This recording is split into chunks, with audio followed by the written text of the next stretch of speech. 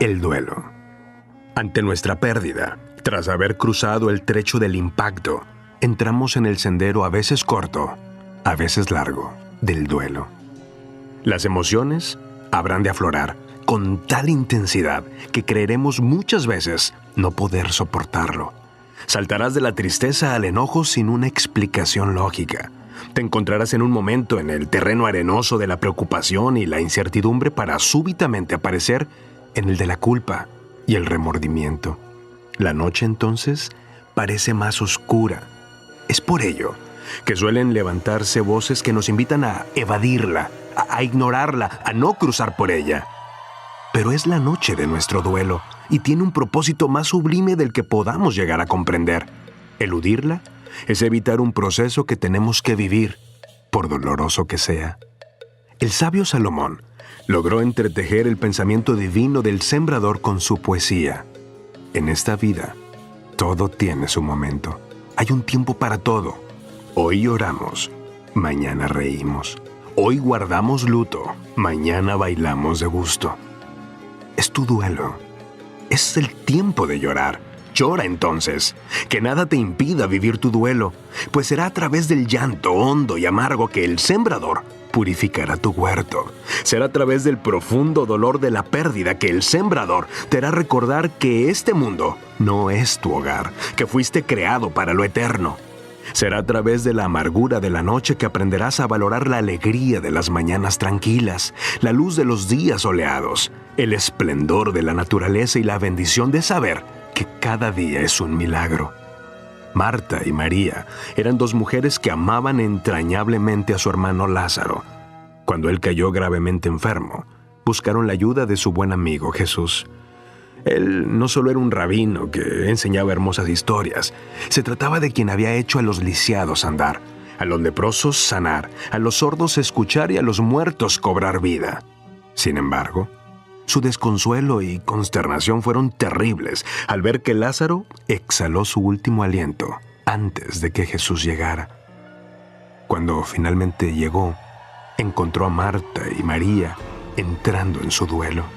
Entonces Jesús, el que una vez dio vista a los ciegos y multiplicó los peces y los panes para alimentar a una multitud, el que calmó los vientos y la tormenta con su voz, simplemente lloró. Jesús sigue llorando con quienes se duelen. Sigue el sembrador acompañando y doliéndose con los que lloran.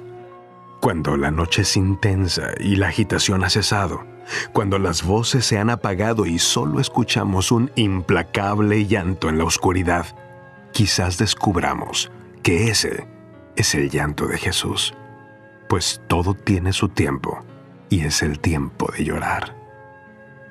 David, quien fuera el gran rey de la nación de Israel, lloró amargamente ante la pérdida de su hijo Absalón.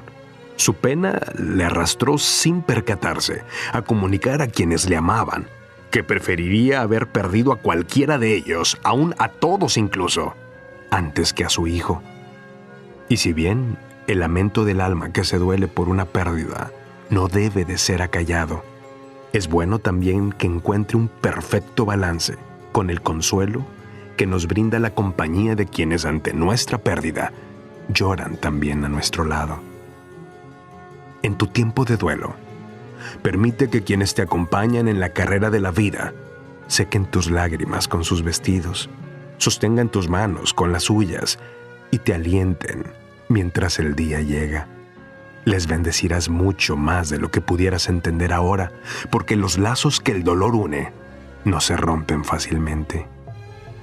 Es muy frecuente que el duelo nos tome de la mano y nos arrastre hacia el terreno de las preguntas. Algunas serán cristales rotos, otras aves viajeras, pero unas más, como agudas espadas, parecerán estar empeñadas en penetrar hasta el fondo del alma. ¿Por qué a mí?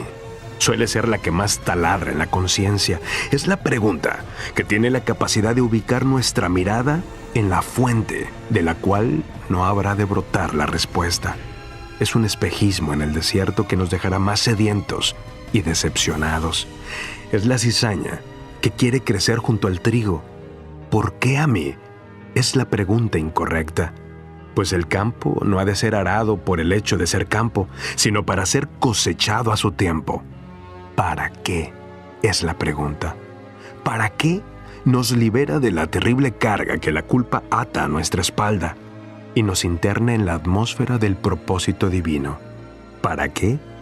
Quita nuestros ojos de lo efímero y los torna a lo eterno. ¿Para qué? Nos siembra en el terreno del propósito.